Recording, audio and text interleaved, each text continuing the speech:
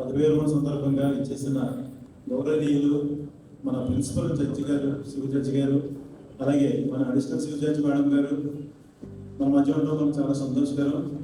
ఈ సమయం సందర్భంగా శ్రీ గౌరవనీయులు ప్రిన్సిపల్ సివిల్ జడ్జి గారిని వేదిక మీదకి రావాల్సిందిగా రెండు కుటుంబాల పక్షాన వరప్రసాద్ కుటుంబ పక్షాన సవినయంగా కోరుచున్నాను. శ్రీమతి మరియమ్మ గారి దంపతులు వేదిక మీదకి రావాల్సిందిగా రెండు కోట్ల పక్షాన కోరుచున్నాను.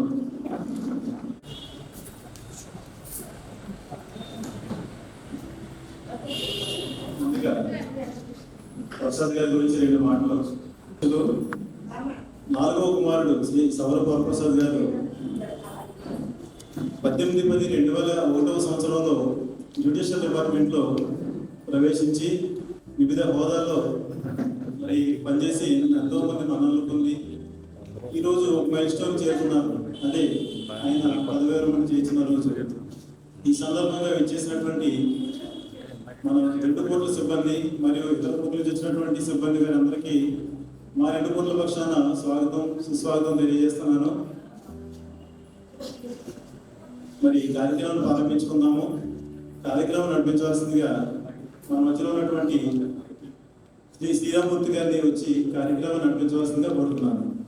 ప్రసాద్ గారికి వసతిమానికి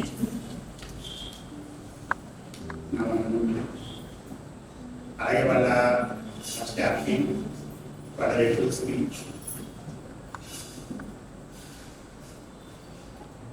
ఈ ప్రసాద్ గారు దాదాపు 25 సంవత్సరాల నుంచి మన కోర్టులో వర్క్ చేస్తున్నారు. ఎటువంటి రిమార్కు లేకుండా చాలా సిన్సియర్గా ఆయన పని ఆయన చేసుకుంటూ వెళ్ళిపోయేవారు.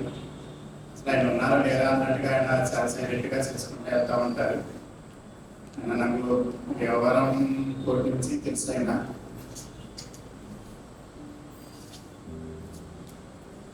అలాగే ఈ రిటైర్మెంట్ అయిపోయిన తర్వాత ఆయన హ్యాపీగా సంతోషంగా ఉండాలని కోరుకుంటున్నాను.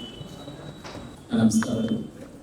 ఈరోజు పదవి విరమణ చేసినటువంటి ప్రసాద్ గారికి వారి కుటుంబ సభ్యులకి రిటైర్మెంట్ తర్వాత వారి విశ్రాంతి జీవితం అంతా కూడా ఆనందంగా ఉండాలని, ఆరోగ్యంగా ఉండాలని, వారిని ఆదర్శంగా తీసుకుని మీరందరూ కూడా ముందుకు నడవాలని, వారి సూచనలు సలహాలు పాటించాలని ఈ సభ వైద్యులతో మీ అందరినీ అభినందిస్తున్నాను. నమస్కారం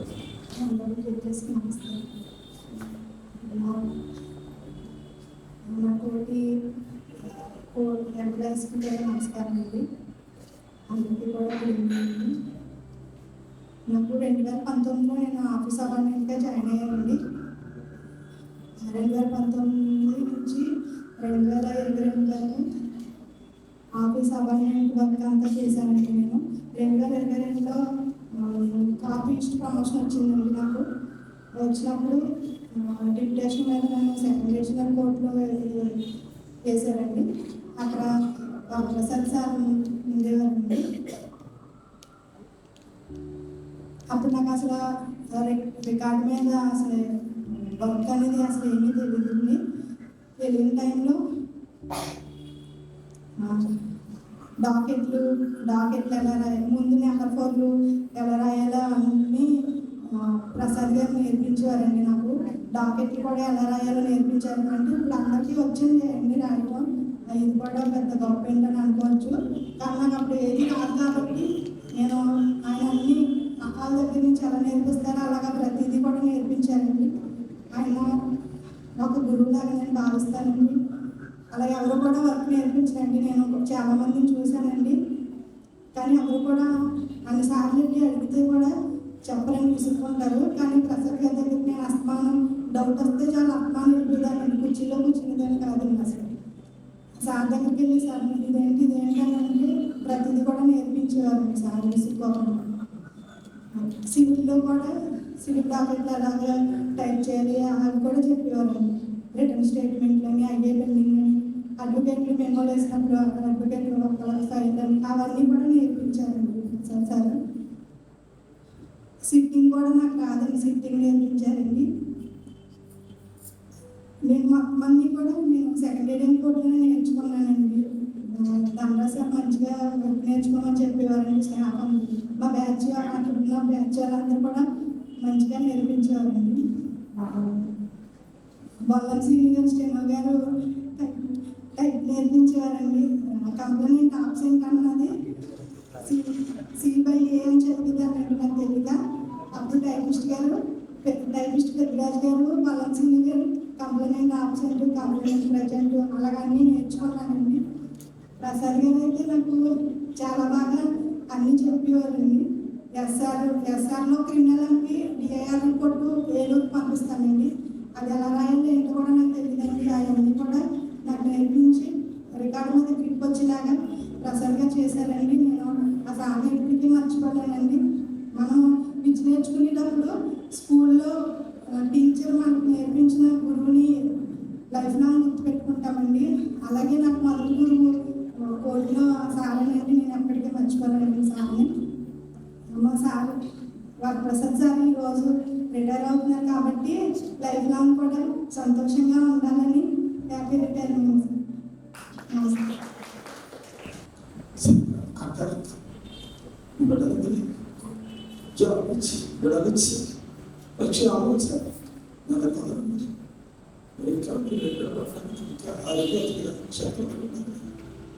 చాలా కొత్త మా కుటుంబానికి మంచి జాబ్ ఇచ్చి కుటుంబానికి ఇచ్చి మంచి గృహాలు ఇచ్చి మరి పల్లెటూరు నుంచి చిన్న ఊరు కట్టలేక ప్రజలు రీతిగా నేను ఇచ్చిన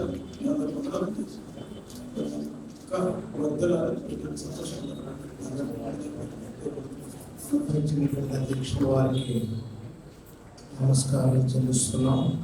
వేదికను అలంకరించినటువంటి పెద్దలు గౌరవనీయులైనటువంటి వారికి వందనాలు, నమస్కారాలు. అలాగనే ఈ కోర్టులో పనిచేస్తున్న స్టాఫ్ వారందరికీ కూడా దీవెనలు కలగాలని మనం చేస్తున్నాం. సోదరులు సవరపు వరప్రసాద్ గారు మీరు చెప్పినట్టు చాలా మంచి వ్యక్తి, దేవుడుగా బిడ్డని ఎన్నుకున్నారు. మరి ఈ కోర్టులో జాబ్ రాకముందు అనేక స్థలాల్లో నమ్మకంగా ఉద్యోగం చేసేవారు. అనాది శరణాలయాల్లో చక్కగా జాబ్ చేస్తూ పిల్లల్ని ఎంతో ఆదరించి వారికి సహోదరు చెప్పినట్లుగా పిల్లలు ఎంతో క్రమపరిచి వారి స్టడీ కొరకు భక్తి కొరకు వారు నేర్పించేవారు. ఆయన చేతిలో పెరిగిన వాళ్ళు ఎంతో మంచి ఉద్యోగాలు చేస్తున్నారు. మరి దేవుని మహాకృపను బట్టి కోర్టులో జాబ్ వచ్చింది.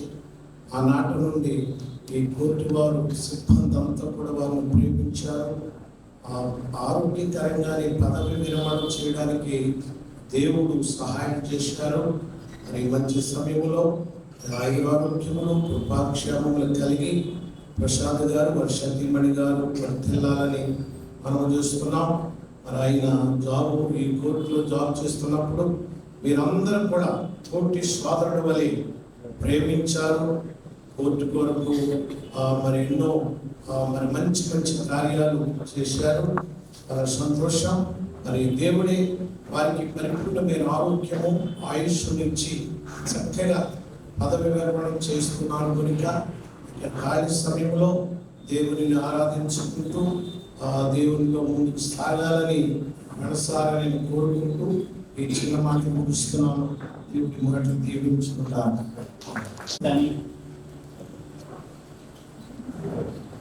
ఎవరైనా అబ్బాయిలు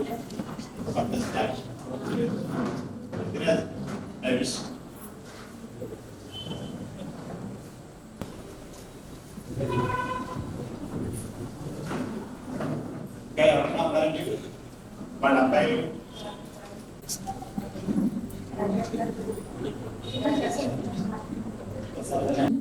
నేను సౌత్ వరప్రసాద్ గారు వాళ్ళ అబ్బాయిని సౌరభుని. మా నాన్నగారు చిన్నప్పటి నుంచి మమ్మల్ని చాలా కష్టపడి పెంచారు, బాగా చదివించారు. మా నాన్నగారికి నేను మా అక్కయ్యని, మా బావగారు కానిస్టేబుల్ చేస్తారు కాలంలో. మా బావగారు మా అక్కకి ఇద్దరు పిల్లలండి, కాలంలో అమ్ముడు. నాకు రీసెంట్గా జూన్ ఫస్ట్ మ్యారేజ్. పెద్దగా మాట్లాడడం రాదు, నేను మొదటిసారి మాట్లాడుతున్నాను. తప్పులు ఏమైనా ఉంటే కొంచెం క్షమించండి. మా నాన్నగారు మమ్మల్ని బాగా చూసుకున్నారు. Thank you. ఉద్యోగం లేనప్పుడు చాలా కష్టాలు పడ్డారు. ఇద్దరు బిడ్డలతో చాలా కష్టాలు పడ్డారండి మా గారు. మా వారు కూడా తమ్ముడు గురించి ఎంతో కృషి చేశారు. అక్కడ ఇక్కడ జాబులు పెట్టించి చేశారు.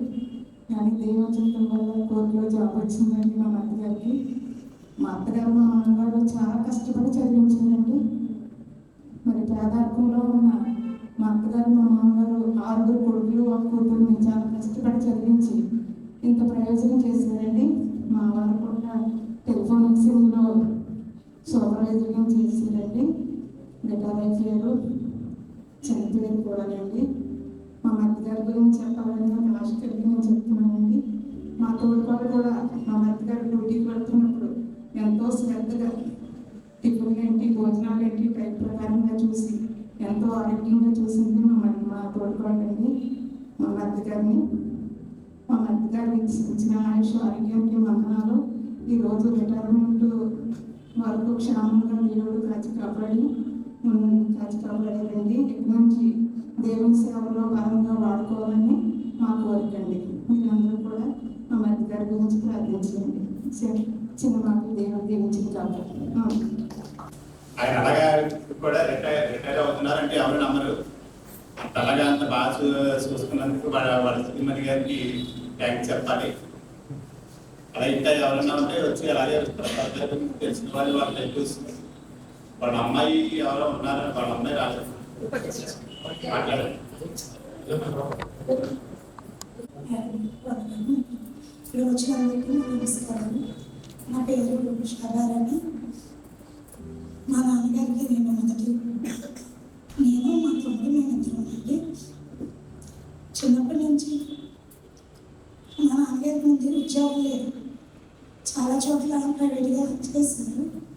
అయినప్పటికీ దేవుడు కొంత సమయం అయినాక ఉద్యోగం అయితే ఇచ్చాడు. చాలా ఉద్యోగం వచ్చినాక మమ్మల్ని బాగా చదివించి నన్ను తమ్ముడిని మా అమ్మగారిని చాలా బాగా చూసుకున్నారు. అదేవిధంగా కోర్టులో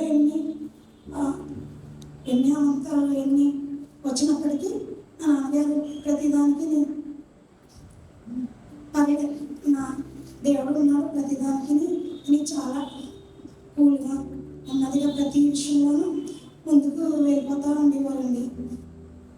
ఈ 25 సంవత్సరాలు చాలా నెమ్మదిగా ఎవరితోనూ ఏ మాట అనిపించుకోకుండా చాలా ముందుకు సాగాలని నేనైతే నమ్ముతున్నాను. ఎందుకంటే ఎవరితోనూ మా నాన్నగారు గొడవపడ్డారు, ఎవరితోనూ విభేదాలు కలవు. ఎవరు ఏమి చేసినా సైలెంట్గానే ఉంటారు. ఆ మంచితనమే ఇప్పుడు దాకా మా నాన్నగారికి ఉన్నదండి. అదేవిధంగా మా అమ్మగారు కూడా అదేవిధంగా మా నాన్నగారి పట్ల చాలా బాగా చూసుకున్నారు. మా అమ్మని కూడా చాలా బాగా చూసుకుంటారు. నేనన్నా మా తమ్ముడన్నా చాలా మితమైన ప్రేమ. అంతేకాదు కుటుంబ సభ్యులన్నా ఎంతో ఇదిగా ఉంటారు. అటు మా మమ్మీ వాళ్ళ సైడ్ అయినా, అటు మా డాడీ వాళ్ళ సైడ్ అయినా, మా పెద్దనాన్నలు ఏంటి, మా మావయ్యలు ఏంటి, మా అత్తలు ఏంటి, అందరితో బాగుంటారని. అయినప్పటికీ ఇప్పుడు దాకా చేశారు, మళ్ళీ ఇప్పుడు రిటైర్ అయిపోతున్నారు అన్న బాధ తప్ప ఇంకా ఏమీ లేదండి. ఈ కొన్ని మాటలు మీరు ఇచ్చిన అవకాశం మీకు నమస్కారం. అది స్టాఫ్ వారందరికీ వందనాలండి. అలాగే వరప్రసాద్ గారికి పెద్దలు గారిని. అయినప్పటికీ అమ్మాయి నేను ఇచ్చినప్పటికీ అబ్బాయి చాలా చనిపోయాడు. దేవుని కొరకు బట్టి మరి మా అత్తగారు మా అందరూ మాది పేద కుటుంబం అయినప్పటికీ కూడా బిడ్డల్ని కష్టపడి పెంచుకుంటూ వచ్చారు. 6 కొడుకులు కూతురు అయినప్పటికీ 6 కొడుకులు కూడా ఎంతో నెమ్మదైనవాడండి. నిజంగా ఈ వరప్రసాద్ కూడా ఎంతో నెమ్మదిగా ఉండేవాడు. కష్టపడి చదివించారు, చదువుకున్నారు బిడ్డలు. మరి మేము పెద్దోడు రెండో భర్త గారు కూడా జాబ్ చేసి మరణించారు. కానీ మరి వరప్రసాద్ కూడా జాబ్, అలాగే అందరూ కూడా దేవుని కృపను బట్టి అందరూ బాగున్నారు. మరి మా అత్తగారు పుట్టిన పిల్లలందరూ కూడా మా మామూలు ఏంటి అందరూ బాగున్నారు. అందరూ జాబులు చేసుకుంటున్నారు, చదువుకుంటున్నారు. ఉన్నతమైన స్థాయిలో మమ్మల్ని ఉంచినందుకు నిజంగా ఎంతైనా మేము కృతజ్ఞమే. దేవుడికి వందనాలు చెల్లించుకున్నాం. దేవుడు అందరినీ మమ్మల్ని బాగు చేశాడు. మేము ఇంటికి పెద్దవాళ్ళమైనప్పటికీ కూడా మాకు ఆయుష్ పడుతుంది. మరి ఎంతోమంది మరి మాకంటే చిన్నవాడు మరణం అవుతున్నారు, కానీ మమ్మల్ని కూడా కాపాడుకుంటూ వచ్చాడు. మా బిడ్డలందరినీ కాపాడుతున్నాడు. మా మరిది పిల్లల్ని, భార్యల్ని దేవుడు ఎంతగా కాపాడినందుకని మేము ఎంతైనా దేవుడికి రుణస్తులమని మరి మీకు అందరికీ దేవుడి వందనాలు చెల్లించుకుంటున్నాను. మరి వరప్రసాద్ గురించి చెప్పాలంటే మరి ఆ బాబు ఎంతో కష్టాలు పడ్డాడు జాబ్కి. మరి జాబ్ కష్టపడినప్పటికీ కూడా దేవుడు మంచి జాబ్ని ఇచ్చాడు. మరి ఆ బాబుకున్న నెమ్మదిని బట్టి దేవుడు మరి మంచి జాబుని ఇచ్చి 25 సంవత్సరాలు మరి ఇందులో కాపాడి మరి ఎటువంటి బలహీనతలు రాకుండా, ఎటువంటి శోధనలు రాకుండా మరి తన బిడ్డలతోటి తనని మంచి గృహం ఇచ్చి బిడ్డలిచ్చి మరి ఉద్యోగస్తుల బిడ్డను కూడా కుమార్తెకి పెళ్లి చేసి కుమారుడు కూడా పెళ్లి చేసి ఆ బిడ్డని చక్కగా క్షేమకరమైన మరి కుటుంబాన్ని ఇచ్చినందుకు కూడా వందనాలు. అదేవిధంగా బిడ్డకి మంచి ఆరోగ్యం ఇవ్వాలి, మంచి ఆయుష్ని ఇవ్వాలి. వృద్ధాప్యం వరకు కూడా బిడ్డలో మరి దేవుడు సాక్షిగా ఉండాలని మరి దేవుడి నామంలో మీకు అందరికీ వందనాలు చెల్లించుకుంటున్నాను. ఈ సాక్ష్యం దేవుడు దీవించిన కాక ఆమేన్. ఇక్కడ విచ్చేసిన వాళ్ళ కుటుంబ సభ్యులందరికీ, మా కోర్టు స్టాఫ్కి అందరికీ గుడ్ ఈవినింగ్. ఇక వరప్రసాద్ గారి గురించి చెప్పాలంటే ఆయన ఈ కోర్టులో జాయిన్ అయ్యి సంవత్సరం పైన అయింది. కానీ ఆయన ఎక్కడున్నారని కనపడినంత వినపడినంత సైలెంట్గా ఉంటారు. ఎంత కాంపోయింగ్ అంటే ఆయన అంత ఎక్స్పీరియన్స్ అయినా సరే, నేను కొత్త ఆఫీసర్ని అయినా సరే ఏం చెప్తున్నా ప్రతి చిన్న మాట చాలా జాగ్రత్తగా ఉంటారు. మా బీసీలు ఎవరైనా సెలవు పెట్టారు అంటే నాకు కనిపించే ఒకే ఒక ఆల్టర్నేట్ ఎవరంటే క్రైమ్ బీసీ గారు. ఎప్పుడూ అందుబాటులో ఉంటారు, ఏం చెప్పినా జాగ్రత్తగా వింటారు, ఏ పనైనా కానీ కాదను. ఆయన ఎవరితో గొడవ పడండి, ఫస్ట్ గొడవ పడ్డు, ఎవరిని కాదనరు, ఏ పని చెప్పినా కాదనరు. నా బలగం నుంచి ఒక్కొక్కరిని నేను రిటైర్మెంట్ ఇచ్చేసి పంపించేస్తున్నాను. అది నాకు కొంచెం బాధేనండి, కానీ తప్పదు. రిటైర్మెంట్ అంటే ఎవరి జీవితంలో అయినా తప్పని విషయం కాబట్టి ఈరోజు రిటైర్ అవుతున్న వరప్రసాద్ గారికి, ఆయన కుటుంబానికి, ఆయన జీవితంలో సుఖ సంతోషాలతో, ఆయన ఆరోగ్యాలతో శాశ్వత జీవితం గడపాలని నా తరఫు నుంచి శుభాకాంక్షలు చెప్తున్నాను. నమస్తే. రిటైర్మెంట్ ఫంక్షన్ మీట్ చేసినటువంటి అందరికీ నా నమస్కారం. నాకు వరప్రసాద్ గారి గురించి పెద్దగా తెలియదు. నేను ఆయన్ని మొట్టమొదటిసారిగా లొకేషన్లో ఆయన నా దగ్గరికి వచ్చినప్పుడు 1-2 సందర్భాల్లో గమనించడం తప్పించి పెద్దగా నాకు ఆయన వర్క్ పొటెన్షియల్ గురించి తెలుసుకునే అవకాశం రాలేదు. ఏదైనా ఒక ఆఫీసర్ గారు ఒక స్టాఫ్ గురించి మాట్లాడాలంటే ఆయన వర్క్ ఇది తెలిసినప్పుడు మాత్రమే మాట్లాడగలుగుతాం. కానీ సంతోషమైన విషయం ఏంటంటే ఏడిఎం గారు మాట్లాడుతూ ఆయన ఎవరు లీవ్ పెట్టినా కూడా ఆయన మేడంకి కనిపించే ఒకే ఒక ఆల్టర్నేటివ్ వరప్రసాద్ గారు అని చెప్పడం జరుగుతుంది. అది చాలా గ్రేట్ అప్రిసియేషన్ వరప్రసాద్ గారికి. అంటే ఒక ఆఫీసర్ గారికి ఉపశమనం కలిగిస్తున్న స్టాఫ్ ఎటువంటి సందర్భంలో అయినా కూడా అంటే అది అతని యొక్క వర్క్ కల్చర్ గురించి, డెడికేషన్ గురించి తెలుపుతుంది. ఈరోజు అలాంటి ఒక స్టాఫ్ మెంబర్ రిటైర్ అవుతున్నందుకు ఇన్స్టిట్యూషన్కి కొంచెం నష్టదాయకమైనా కూడా ఉన్నవాళ్ళు ఆ వర్క్ ఎథిక్ని, వర్క్ కల్చర్ని కంటిన్యూ చేయాలి అని ఆశిస్తున్నాను. వెళ్ళిపోతున్న వాళ్ళు వెళ్ళిపోతుంటారు, కానీ వెళ్ళిపోతున్న వాళ్ళు వదిలేసినటువంటి ఎథిక్స్ని కంటిన్యూ చేయాలి, పికప్ చేసుకొని కంటిన్యూ చేయాలి. ఈ సందర్భంగా పోస్ట్ రిటైర్మెంట్ లైఫ్లో వరప్రసాద్ గారు చాలా ఆయురారోగ్యాలతో జీవనం సాగిస్తారని, వారి కుటుంబ సభ్యులకు ఎల్లవేళలా అందుబాటులో ఉండి వారి కుటుంబ సభ్యులతో సంతోషంగా జీవితం గడుపుతారని ఆశిస్తున్నాను. ఆల్ ది బెస్ట్ అండి. అందరూ జ్యుడిషియల్ స్టాఫ్ అయినా, జ్యుడిషియల్ ఆఫీసర్స్ అయినా వర్క్ స్ట్రెస్ లో అవుతుంటాం. మనకు చాలా డిపార్ట్మెంట్స్ కంటే మన జ్యుడిషియల్ వర్క్ చేస్తున్న వాళ్ళకి స్ట్రెస్ లెవెల్స్ ఎక్కువ ఉంటాయి. రిటైర్మెంట్ తర్వాత అయినా కూడా స్ట్రెస్ లెస్ లైఫ్ లీడ్ చేస్తారని ఆశిస్తూ సెలవు తీసుకుంటాం. ఇంతవరకు ప్రసాద్ గురించి మాట్లాడినటువంటి మన కోర్టు స్టాఫ్, స్నేహితులు, ఆత్మీయులు, కుటుంబ సభ్యులు, అలాగే విశేషంగా మా మేడం గారు ప్రసాద్ దంపతులను సాగుతో సత్కరించవలసింది కోరుతున్నాను. అలాగే సన్మాన పత్రం భోగించవలసిందే కోరుతున్నాను.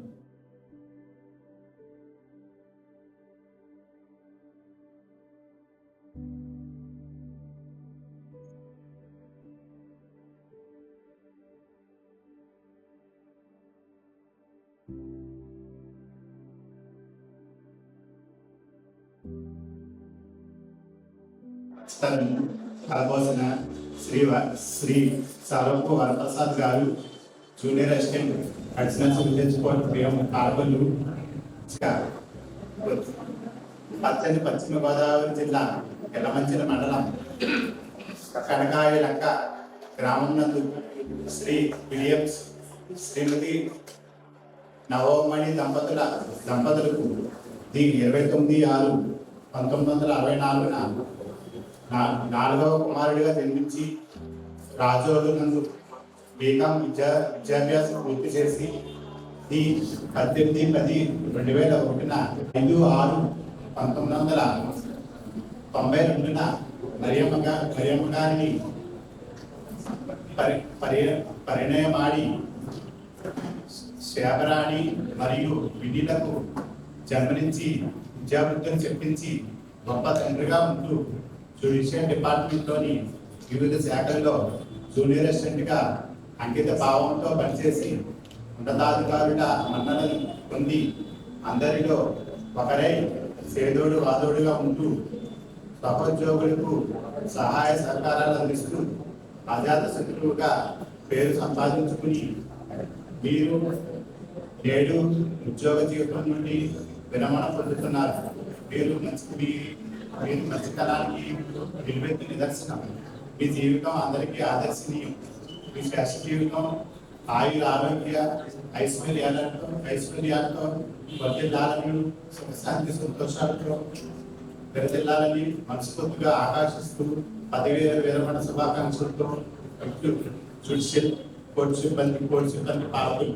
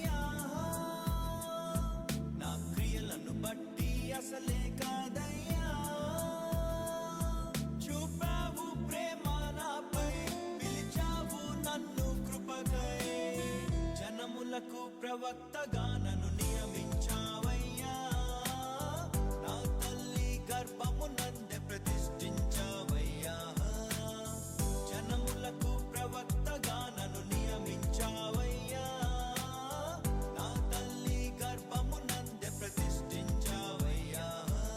కృపా కృపా నా యేసు కృపా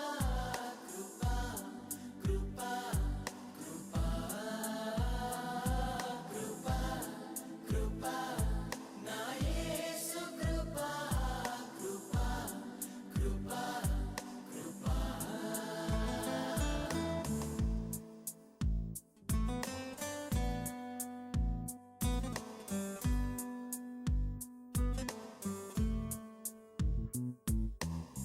నాపై నువ్వు చూపిన ప్రేమ ఎంతో గొప్పదయా, కలలోనైనా నిన్ను మరువనలేనయ్యా, రుచి చూచి ఎరిగా నిన్ను నా యేసయ్యా, నీ కృప నా జీవము కంటే ఉత్తమమైనదయా, నీ ప్రేమ ధ్వజమే అయితే నాపై నన్ను ఆకర్షించవయ్యా.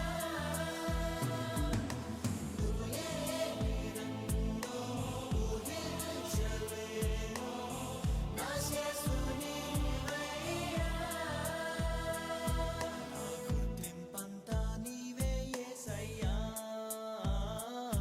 నా ప్రాణం సర్వం నీవే యేసయ్యా, నేనేమయ్యుంటినో అందుకు కాదయ్యా, నా క్రియలను బట్టి అసలే కాదయ్యా, చూపావు ప్రేమ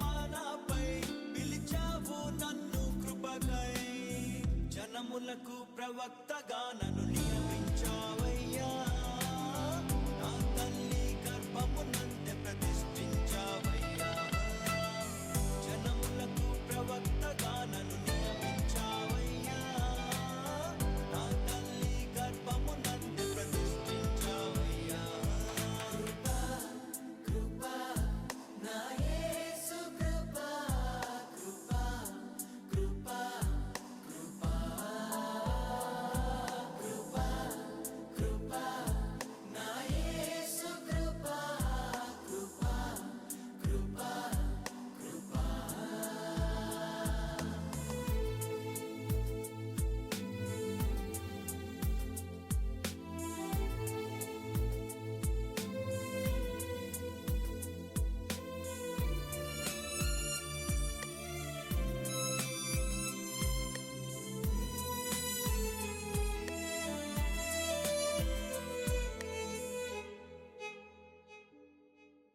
నా పాపము నన్ను తరుమంగా నీలో దాచితివే నే నీకు శిక్ష విధించను షాలో మంటివే నా నేరపు మరణపు శిక్షను నీవు భరించితివే ఇకపై పాపము చేయకని మార్గము చూపితివే నీ మంచి జ్ఞానమే కలిగించే నాలో మారు మనసేసయ్యా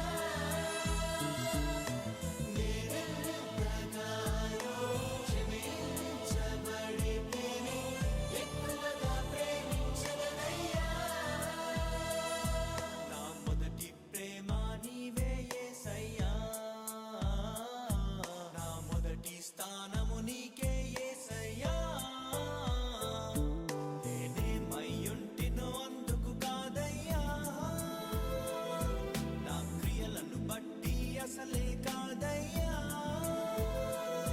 చూపావు ప్రేమ నాపై పిలిచావు నన్ను కృపకై జనములకు ప్రవక్తగా నన్ను నియమించావయ్యా నా తల్లి గర్భమునందే ప్రతిష్ఠించావయ్యా జనములకు ప్రవక్తగా నన్ను నియమించావయ్యా నా తల్లి గర్భమునందే ప్రతిష్ఠించావయ్యా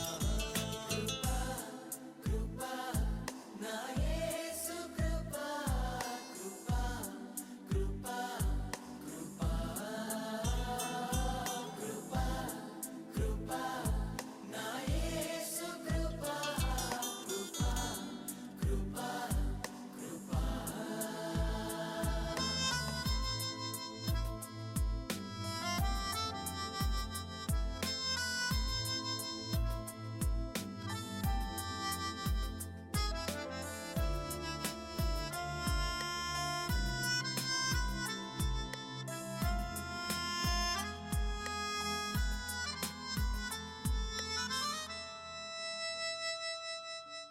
పై రూపము లక్ష్యము చేసే నరుడవు కాదయ్యా నా హృదయపు లోతును ఎరిగిన దేవుడు నీవయ్యా నన్ను నీవే కోరుకొని నా స్థితి మార్చావయ్యా నీ ప్రజలను నడిపింప అభిషేకించావయ్యా ఏముంది నాలో నీ విన్నగానను హెచ్చించుటకు యేసయ్యా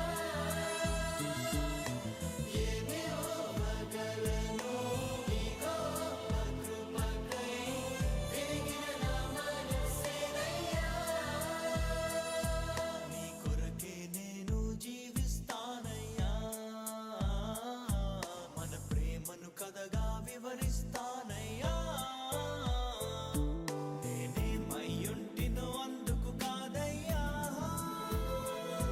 నా క్రియలను బట్టి అసలే కాదయ్యా చూపావు ప్రేమ నాపై పిలిచావు నన్ను కృపకై జనములకు ప్రవక్తగా నన్ను